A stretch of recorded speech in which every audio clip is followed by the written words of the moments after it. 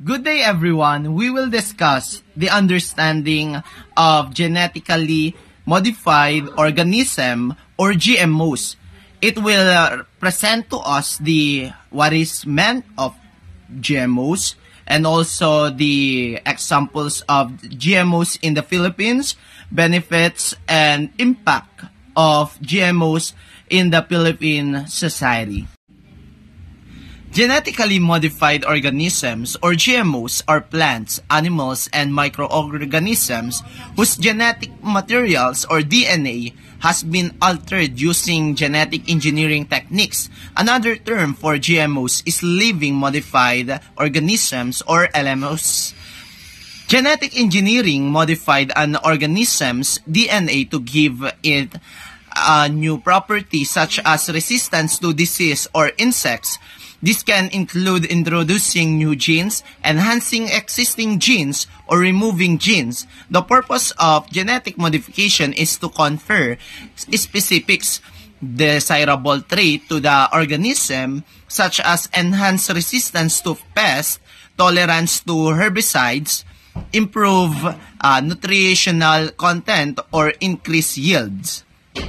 GMOs are created differently than through selective breeding, which involve selecting plants or animals with desired trait and breeding them. Genetic engineering allows scientists to select one specific genes to implant, which helps avoid introducing other genes with undesirable trait and speed up the process of creating new food and desired trait. Examples of GMOs crops include cotton, corn, and soybeans.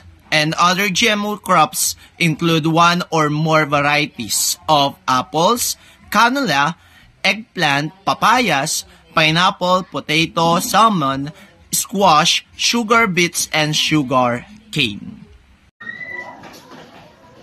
These are the three examples of GMS of propaganda in the Philippines.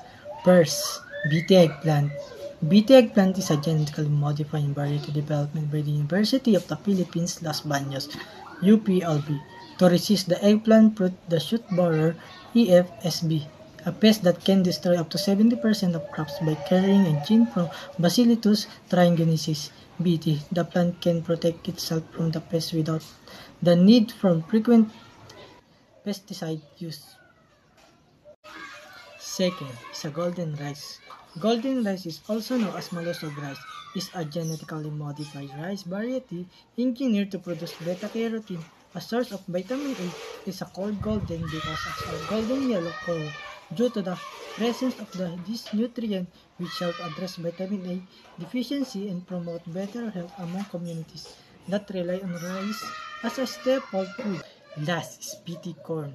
BT corn is a genetically modified corn variety development to resist the Asiatic corn borer, a major pest that damages corn crop in the Philippines. It produces a natural toxin from the bacterium Bacillus thuringiensis, BT, which kills the pest and help reduce pesticides use and prevent yield loss. So these are the positive effects of GMOs in terms of farming. GMOs can increase crop yields by making plants resistant to pests and diseases, reducing crop losses and the need for pesticide. Second is the health. GMOs can be modified to have increased nutritional value, such as golden rice, which addresses vitamin deficiency. Third is the environment. GMOs can reduce the environmental impact of agriculture by decreasing the need for pesticide and herbicide, and by enabling conservation tillage practice. GMOs in Philippine society. In the Philippines, GMOs bring both advantage and concern. They can help improve food security by increasing crop production, but Filipinos are still unsure about their safety and long-term effects. farmers. Positive effects is increased yields, higher incomes, less insecticides use. Negative effects is high seed cost, potential debt, decreasing pest resistance. For Filipino farmers, GMOs may help them harvest more crops and use less pesticide.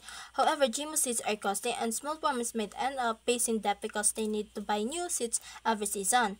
Consumers, positive effects is nutrient enhanced, craft like golden rice, and negative effects is health worries and ongoing debates about safety. For Filipino consumers, GMOs like golden rice are made to fight vitamin A deficiency, but there are still worries about whether GMOs are completely safe to eat, so many Filipinos remain cautious.